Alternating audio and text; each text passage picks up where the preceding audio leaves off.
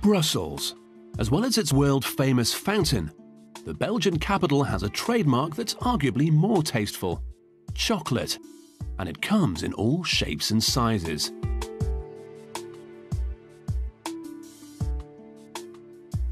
This is how a Belgian factory makes chocolates on a massive scale. In this truck is the star of the show: pure, unadulterated chocolate. To keep it soft in the truck's tanks, the chocolate is kept at 47 degrees Celsius.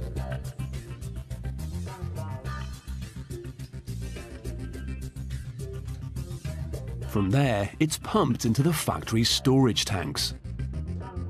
Every single day, this factory produces over 500,000 individual chocolates and truffles, and these tanks are kept topped up with chocolate.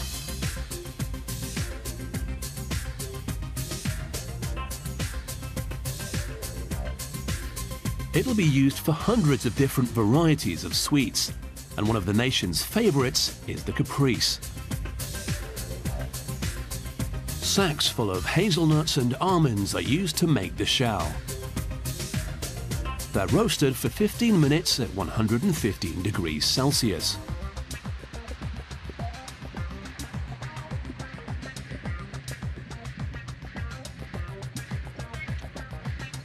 Large quantities of corn syrup are put into a bowl and combined with icing sugar. When it's heated, the mix caramelizes. Meanwhile, the roasted nuts have been ground down, and now they can be added to the mix.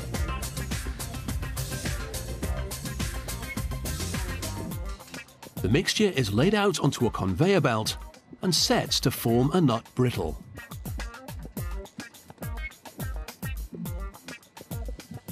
It's cut into squares and passed along onto a heated surface, where workers roll them into the caprice shape.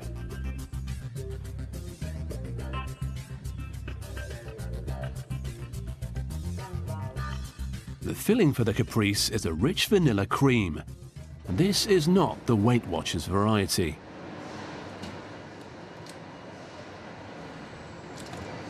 Blocks of butter and sugar are followed by vanilla extract, lecithin to bind it all together, and finally, just to make absolutely certain that your doctor wouldn't approve, a dollop of white chocolate.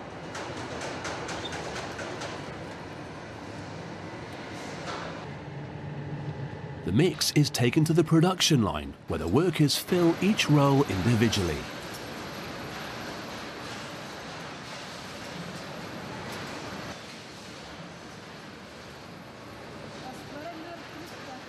The finishing touch of a caprice is, of course, a sumptuous chocolate coating.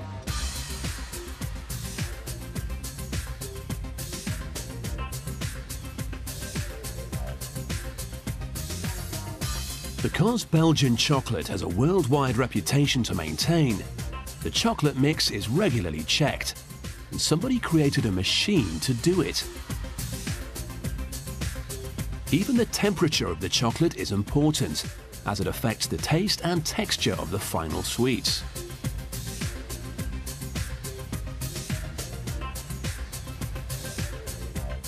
As well as golden oldies like the caprice, this factory regularly adds new varieties to its range. A new chocolate truffle begins life as an idea sketched onto a pad. You don't have to be a great artist to be a chocolate designer. All you need is a good imagination.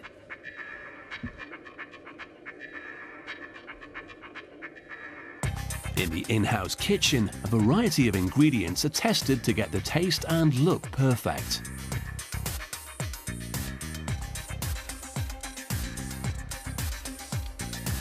Once he's happy with the texture and taste, the chocolatier can begin crafting the very first samples of his new chocolate truffle. He spoons in a milk chocolate mix and leaves it till it starts to set.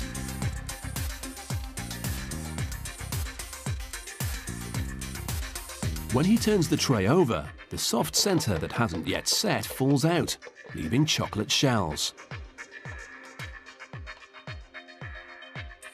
He then pipes in the filling before covering the base with another layer of chocolate. When they've hardened, they can be tapped out. The new recipe's approved and it goes on to full-scale production. Just like before, chocolate's pumped into the trays.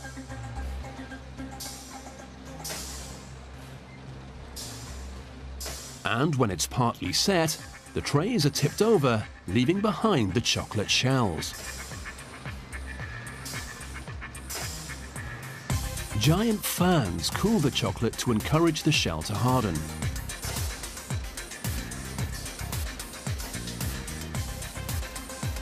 The filling is then pumped in.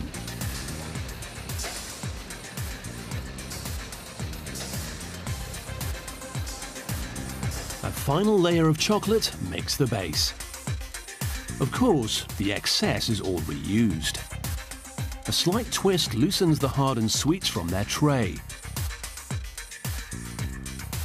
They come down the line upside down, so they're simply flipped over.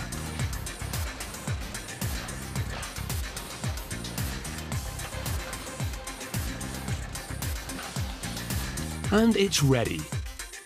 A newly crowned contender competing for the Brussels throne.